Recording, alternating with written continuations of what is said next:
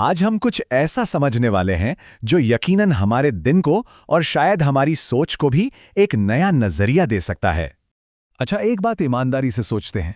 हम सब लोग रोज कितनी मोटिवेशनल बातें सुनते हैं, कितने कोट्स पढ़ते हैं ना। पर सच सच बताइएगा, उनमें से कितनी बातें हम असल में अपनी जिंदगी में अपनाते हैं? सुनने और करने में एक बहुत बड़ा फासला है कि नहीं? और बताएं, यही जो सुनने और करने के बीच का गैप है ना, यही हमें लेकर आता है हमारे पहले सेक्शन पर, जिसे हम कह सकते हैं मोटिवेशन का जाल। मतलब प्रेरणा तो मिलती है, लेकिन वो किसी पक्के बदलाव में क्यों नहीं बदल पाती, इसी को समझना है। तो सबसे पहले एक बात साफ कर लेते हैं। मोटिवेटेड फील करना जितना नॉर्मल है ना, उतना ही नॉर्मल है डीमोटिवेटेड फील करना। इसमें कुछ भी गलत नहीं है। अरे, बड़े बड़े लाइफ कोच और स्पीकर्स तक ऐसा महसूस करते हैं। ये तो बस इंसान होने का एक हिस्सा है।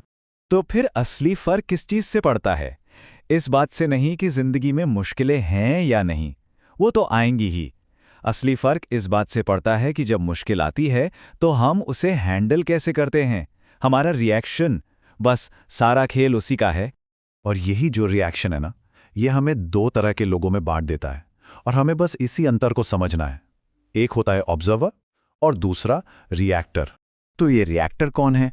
ये वो है जो बस हाथ पर हाथ धरे बैठा रहता है और सोचता है कि यार ये बुरा वक्त बस किसी तरह कट जाए। मतलब वो अपनी भावनाओं का गुलाम होता है। लेकिन जो ऑब्जर्वर होता है ना, वो एकदम अलग है। वो मुश्किल में भी जागा हुआ रहता है। वो पूछता है, रुको, मुझे ऐसा फील क्यों हो रहा है? वो सिचुएशन को एनालाइज करता है। तो अब सवाल यह है कि इसका हल क्या है? हल है एक कॉन्शियस ऑब्जर्वर या एक चेतन पर्यवेक्षक बनना। चलिए थोड़ा और गहराई में उतरते हैं और समझते हैं कि ये है क्या। एक चेतन पर्यवेक्षक होने का मतलब है, आप समझ लीजिए कि आप एक फिल्म देख रहे हैं और वो फिल्म आपकी अपनी जिंदगी है। मतलब मुश्किल वक्त में भी एक कदम पीछे हटकर अपने ही विचारों और अपने ही फीलिंग्स को देख पाना, बिना उनमें डूबे, सिर्फ उन्हें समझना। और इस मानसिक अवस्था की ताकत को ना बिल्कुल भी कम मत आकिएगा। कहा जाता है कि ये वो शक्ति है जिसके सामने कभी कभी कड़ी मेहनत भी घुटने टेक देती है। सोचिए, ये जो फोकस और अवेयरनेस का लेवल है ना, ये कमाल के नतीजे दे सकता है। यहाँ एक बहुत जरूरी बात है। ऑब्जर्वर बनने का ये मतलब बिल्कुल नहीं है कि नेगेटिव विचारों को इग्नोर कर दो या दबा दो। नहीं, इसका मतलब है उनसे सवाल करो, पूछो, भाई तुम आ कहां से रहे हो, तुम्हारी जड़ क्या है? तो ठीक है, अब मुद्दे की बात पर आते हैं। आखिर ये चेतन पर्यवेक्षक बना कैसे जाए? कैसे अपनी फीलिंग्स के पीछे की सच्चाई को समझा जाए? तो अगली बार जब भी मूड खराब लगे ना, तो बस ये कहकर मत बैठ जाइए कि आज मूड ऑफ है।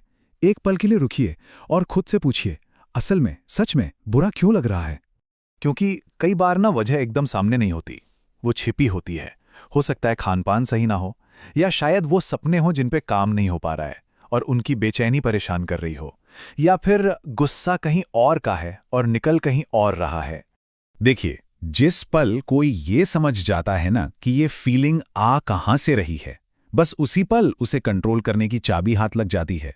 याद रखिए, अवेयरनेस यानी जागरूकता ही कंट्रोल की पहली सीढ़ी है। और एक बार जब फीलिंग्स समझ में आ गई, तब बारी आती है सही एक्शन लेने की। क्योंकि हमारा हर काम, हमारा हर एक्शन हमारी फीलिंग्स से ही तो जुड़ा होता है। ये एक बहुत सीधा सा लेकिन बहुत पावरफुल नियम है। जब अंदर से अच्छा महसूस होगा ना, तभी तो बाहर अच्छे काम हो पाएंगे। नेगेटिव फील करके पॉजिटिव काम करना बहुत मुश्किल है। तो अगली बार जब काम करने का बिल्कुल मन ना हो ना, तो जबरदस्ती मत कीजिए। उसके बजाय अपना फोकस इस बात पर लगाइए कि मैं बेहतर महसूस कैसे कर सकता हूं। पहले अपनी फीलिंग को ठीक कीजिए, फिर काम पर लगे। ये ज्यादा असरदार है। तो इस पूरी बात को अगर हम 4 सिंपल स्टेप्स में बांटें तो वो ये हैं। नंबर 1, रुको। जो भी कर रहे हो बस एक पल के लिए रुक जाओ। नंबर 2, देखो। एक ऑब्जर्वर की तरह अपनी अंदर की दुनिया को देखो। नंबर 3, समझो, उस फीलिंग की जड़ को पहचानो। और नंबर 4, एक्ट करो। ऐसा कुछ करो जिससे एक बेहतर फीलिंग पैदा हो, ताकि सही एक्शन लिया जा सके। तो आखिर में एक सवाल खुद से पूछने वाला है, क्या हम अपनी जिंदगी को बस एक रिएक्टर की तरह गुजरने दे रहे हैं, या फिर एक चेतन पर्यवेक्षक की तरह उसे देख रहे हैं, समझ रहे हैं और फिर जी रहे हैं? चुनाव हमेशा हमारा अपना होता है।